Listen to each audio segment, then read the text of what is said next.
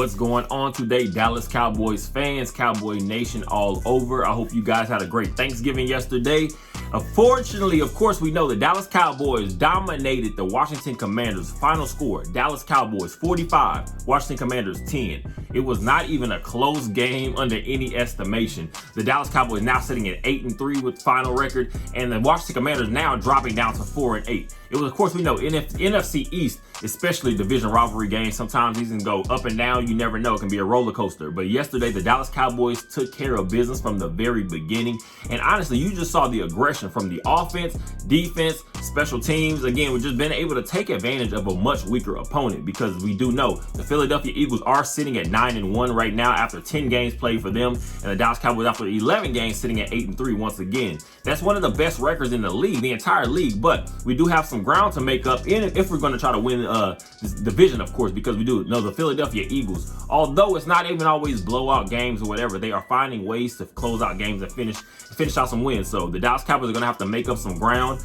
Obviously, I've said it before many times, the Dallas Cowboys schedule is going to become a little bit tougher. I feel like starting maybe next Thursday, and obviously going after that, facing the Philadelphia Eagles once again, before facing off against teams like the Detroit Lions, the Miami Dolphins, the Buffalo Bills. So the Dallas Cowboys are now able to kind of put themselves back in the mix of possibly those contending teams throughout the entire NFL. But again, we do have some ground to make up. But yesterday was a great, I guess you want to say a great start to this little motion that we hopefully to start get a little bit of roll for the Dallas Cowboys as a franchise and as a team. So let's talk about it just a little bit. Going into the Thanksgiving game yesterday against the Dallas Cowboys, Sam Howell, the quarterback for the Washington Commanders, came in leading the league in passing yards. Obviously, getting Eric Bieniemy, former offensive coordinator of the Kansas City Chiefs, formerly obviously playing around with having the tools and the weapons that Pat Mahomes, Travis Kelce, formerly a Tyreek Hill, those type of players. So Eric Bieniemy, if he's shown anything, obviously working with Andy Reid, he has the capability of creating an offense that is going to take big shots,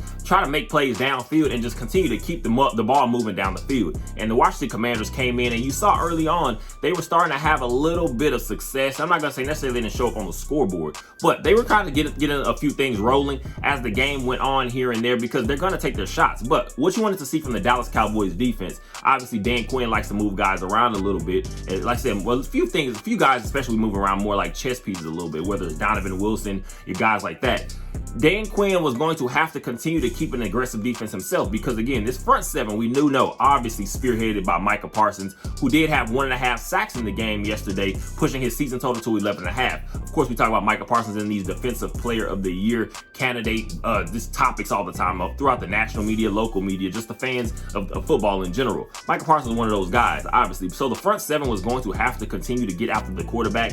And we saw early on, and after the game honestly progressed, we were having issues just finishing plays at certain points, wrapping up. Sam Howell is not necessarily a small guy, so he was starting to break out of this. We saw him breaking out of the pocket a few times and making some plays down the field with his legs and obviously just keeping his eyes downfield. One thing you had to see, especially from the secondary, DaRon Bland, we can continue to go on about this. I have a few things to say about DaRon Bland. But yesterday, it wasn't necessarily the perfect game from even a guy like DaRon Bland or some of these other secondary pieces because, again, they were finding a little bit of success. I believe in the running game, 27 carries total, 108 yards rushing. Sam Howell throws for over 300 yards, but never getting into the end zone with it. He did have a rushing touchdown on the ground, obviously.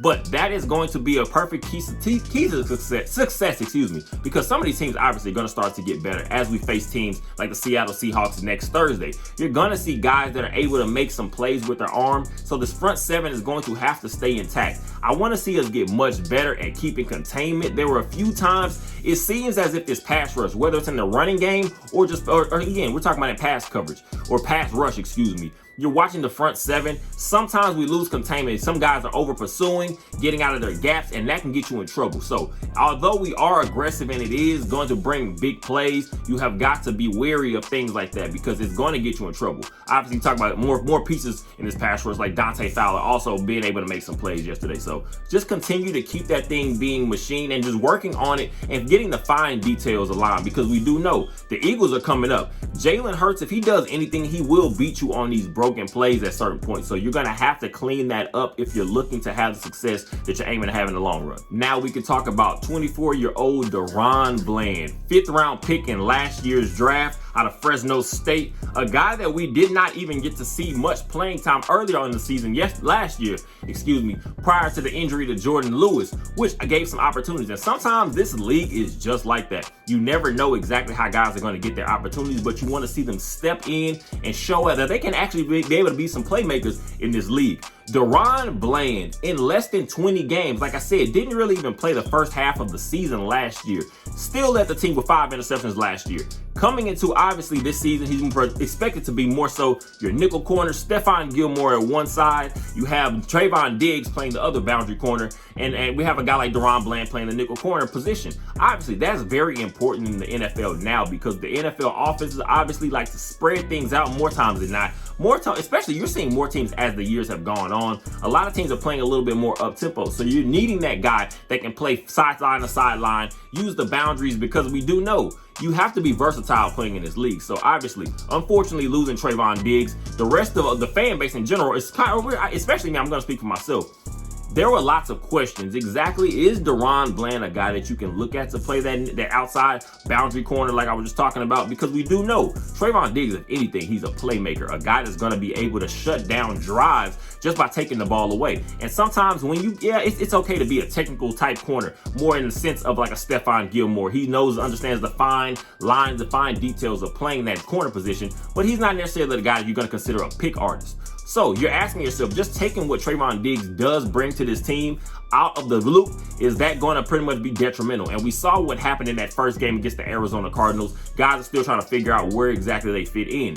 DaRon Bland has stepped in. We're talking about in less than 11, I think the 12th game, in week 12, So in 11 games for the Dallas Cowboys themselves, DaRon Bland, we're now looking at a guy with 7 interceptions, leading the entire NFL, obviously. Now sitting with 5, the NFL record. I'm going to say it one more time. 5 pick sixes in one season. You still have about 5-6 games left in this season. So we're talking about a guy that has the ability and the potential to be able to put that record so far ahead it's never even thought about being touched. We're talking about guys that have, obviously talking about your Eric Allens, things like that. Let's compare it to a Deion Sanders. We know prime time was the ultimate playmaker, the guy that's going to be able to take a turnover, just an interception, and make it a game-changing play, returning it the other way. 9 interceptions, let's say pick sixes for his entire career.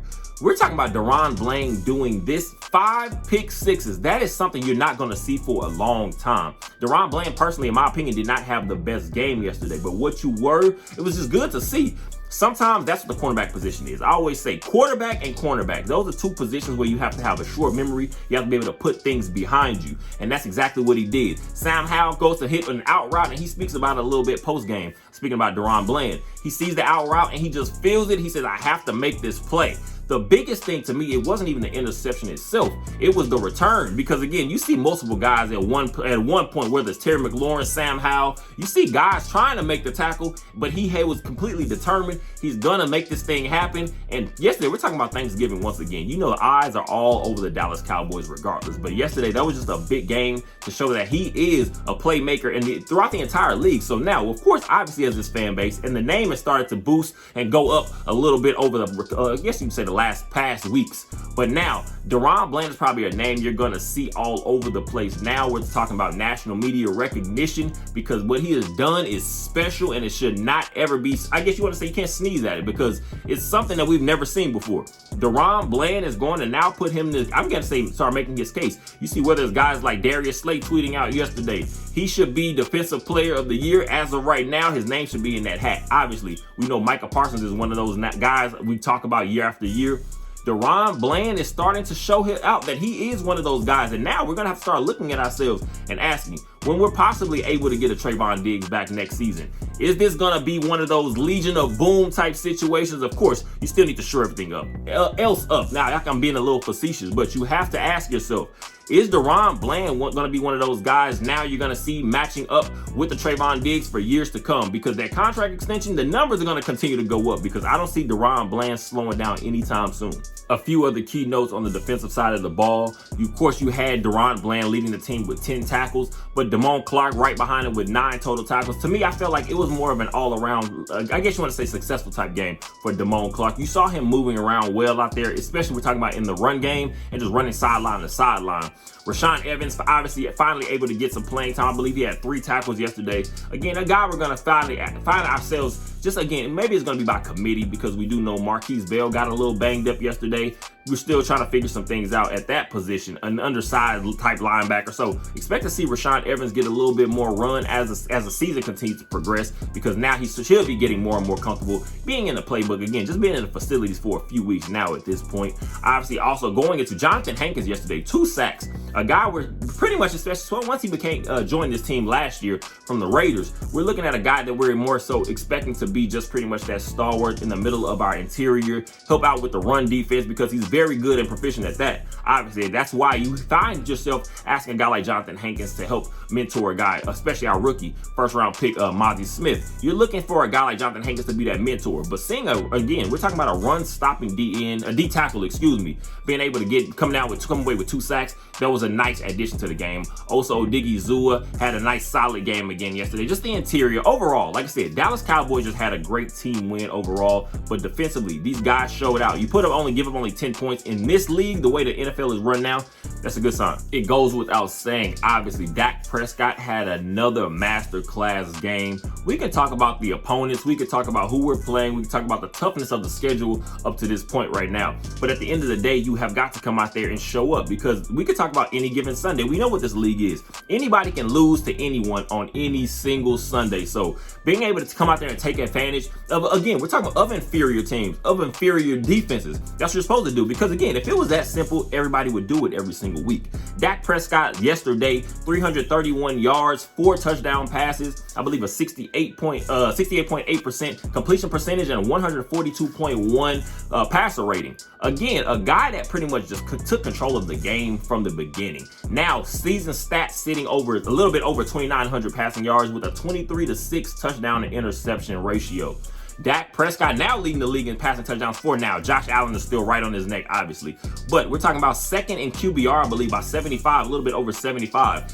Dak Prescott, again, is just fully in control. And to me, it's kind of asking myself, what exactly could he be looking like right now if we were kind of running this same spread, wide open offense earlier in the beginning of the season we saw in the first few games. And I'm going to take it back to the Cardinals game. Just the way that we're playing now and just the openness and the aggression that we're playing with, especially just in terms of play calling from Mike McCarthy, Brian Schottenheimer, just Dak Prescott, all these guys in conjunction. Just the aggressiveness that you're seeing, we're using and employing our receivers, our playmakers, getting Tony Pollard some more touches in the passing game, getting Rico Dowdle, we saw, who had a touchdown catch on the screen yesterday. We're getting more guys involved, especially looking at the tight end position. Jake Ferguson, just the progression that Jake Ferguson has shown as the season has gone on. Starting off the game with that nice 40-yard catch with a complete dot by Dak Prescott, a ball that many quarterbacks are not going to be able to make consistently in this league. So we're finally seeing it wide open. But again, it takes me to what exactly could Dak Prescott, could those numbers be looking like if we were running this same open, aggressive offense from week 1? Obviously, we're not running the same type of, again, just slow, steady approach. So again, taking it back to a Cardinals game, maybe that game is not even close to being in limbo. Maybe it's a game you fully take control of, and now your record's looking a bit better, and you feel a little bit more comfortable and confident facing off against the Philadelphia Eagles in a couple weeks. But Dak Prescott, up to this point, he should be seeing his name start to be in those MVP talks. Again, national media, it's always going to be a part of a conversation with a guy like Dak Prescott having that star on his helmet. But Dak has taken full reins of this team and full offense, and we're going to see it continue to improve and continue to get better, because we are going to be able to see what exactly he is really, honestly and truthfully. Like I said, now that we're talking about facing off against better teams, the Seattle Seahawks once again on Thursday, the Philadelphia Eagles right after that. Dak can now put himself in that mix, because again, you know all eyes are going to be on this team. So show up against the better teams, show out and show that these are not real. These are not really, again, we're talking about fluky stats or anything like that. Show that these things are really real, and the Dallas Cowboys might be one of those teams to keep your eyes on. in my opinion, we're finally seeing Tony Pollard running with that sense of just urgency that we were kind of expecting prior to the regular season. We're talking about through preseason, training camp, all that stuff. We're kind of expecting to see a harder running Tony Pollard because now he is that #1 feature back for this team. Obviously, you're going to mix in guys like Rico Dowdle, who I'm a big fan of, just his running style, the aggression, the downfield, not wasting any movement. But Tony Pollard, 13 carries for 79 yards, able to reach the end zone yesterday. I'm going to say again, one of his best games of this season. I said the same thing in the Panthers game. You're just starting, I guess you want to say starting to finally see his legs getting it back underneath him and him actually being able to show that he is that dynamic runner still. Obviously, you're going to have lots of opinions earlier on in the season because, again, it seemed to be a little bit of a slow work in progress getting out of the backfield. But Tony Pollard is starting to look better. This O-line seems, again, we're talking about maybe inferior talent, but obviously, if we talk about the Washington Commanders, we know that they have always had some nice front 7 pieces. So to see that our O-line just starting to be able to get a little bit more push, Tony Pollard being able to get out there in space a little bit more is just good to see because that's going to unlock just even more for this offense going forward. Brandon Cooks, 4 catches, 72 yards, a 31-yard touchdown catch, a beautiful in and out deep post route, put a nice move on the safety, got the cornerback off his shoulder, and found himself open. If we know Brandon Cooks is anything, he's quick, he's fast, he's agile, he can still move. I believe 30 years old, still running 4.2s. This is a guy, again, we don't have to worry about, and he's the perfect complementary piece to what CeeDee Lamb is. I believe CeeDee Lamb, 4 catches, 53 yards, and a touchdown. It was just an efficient game for all parties because again, when you're talking about the Washington Commanders, it's a rivalry game. You never know what you're going to expect to get. Obviously, early on in the game, I believe on the first drive, first or second drive, Dak Prescott misses a deep ball. Would have been a perfect, beautiful touchdown catch. I'm sure because of catch and run for CeeDee Lamb with a guy with his ability. And again, but what they did not see is that the offense did not die down or bog down from that situation. We continued to stay aggressive. And obviously, CeeDee Lamb was able to find the end zone later on in the game as well. So I think a guy sitting at 78 catches, I believe, 1,066 receiving yards, now sitting at 6 total receiving touchdowns. CeeDee Lamb is he's in fact, a valuable piece to this team, obviously, but he is a #1 receiver in this league, a guy that you're going to have to continue to keep an eye on. And even if it's not showing up in these gaudy numbers, we're talking about obviously 3 weeks in a row, I believe, now having an NFL record, 10+ catches, 150+ yards in the game. We're not seeing those numbers these last couple of weeks, but what we're still seeing is an efficient offense. And what CeeDee Lamb can do offensively is open up things for other guys. We're talking about a Brandon Cooks. Obviously, a guy like Kevontae Turpin later on in the game, nice 34-yard catch from Dak Prescott, deep downfield. Again, it's just opening up things. So CeeDee Lamb is where this offensive passing game is going to start from the receiver position, and that's going to get other guys involved and just open up more pieces. Because again, one thing you're going to see, and I'm expecting, obviously as the season goes on, still Michael Gallup is still a part of this receiving core, but guys like Jalen Tolbert, it was good to see him get a few opportunities yesterday. The rookie, I'm a big fan of Jalen Brooks, a 7th round pick out of South Carolina, a guy that, again, I believe it's a play. Dak Prescott's getting out of the pocket, looking downfield, the ball gets tipped up, and for some reason, sometimes it's one of those games, the cards are falling in your favor, I guess. And Jalen Brooks is there to make the catch downfield. So again, just getting some of these other young guys also involved is just a good piece because you're going to be able to continue to also add in a guy like Luke Schoonmaker from the tight end position. That's a guy I'm going to expect to be able to see going deeper into this season. Again, as the games get a little bit tougher, potentially a guy like Luke Schoonmaker could also be one of those dark horse X factors in a couple of these games. So just keep your eyes open for some of these young potential pieces. But CeeDee Lamb, Brandon Cooks, Jake Ferguson, Kevontae Turpin once again, Jalen Tolbert, Jalen Brooks. These are some guys that are going to be able to continue to make some plays because we're finally, I guess, just rolling as a complete offense. Another nice solid game from our rookie kicker, Brandon Aubrey. Missing another extra point, now 4 or 5 on extra points yesterday. I believe he's now missed 3 extra points this season, but also coming in right after that, still keeping that same confidence and composure and booting a nice 52-yard field goal. Again, this guy has not missed a field goal yet this season. Knock on wood. Of course, we don't want to jinx it, but a guy that's just looking very comfortable. Again, continue to just add on to how much importance special teams does have. And we know, especially as these games get a little bit tougher and as you look to try to make a playoff run in some way, shape, or form, you're going to need a guy that's valuable to get you those 3 points whenever we find ourselves in position. Because we know, if anything, the Dallas Cowboys, we've struggled a little bit in the red zone. We've gotten better over these last couple weeks, obviously. But a guy like Brandon Aubrey is going to be very important because sometimes these games are coming within 1, 2, 3 points, especially some of these one possession games in general. Brandon Aubrey is going to be very important to this team going forward as well. Once again, the Dallas Cowboys do defeat the Washington Commanders on Thanksgiving yesterday. Final score 45-10. We look and focus our attention on a team like the Seattle Seahawks, who took a big loss to the San Francisco 49ers yesterday as well. So the San Francisco 49ers, again, we're obviously going to be a team that we're going to have to keep on our radar, and hopefully we can start to see them have a little bit of a tougher battle, because we do know they do have that tiebreaker over us of some weeks back.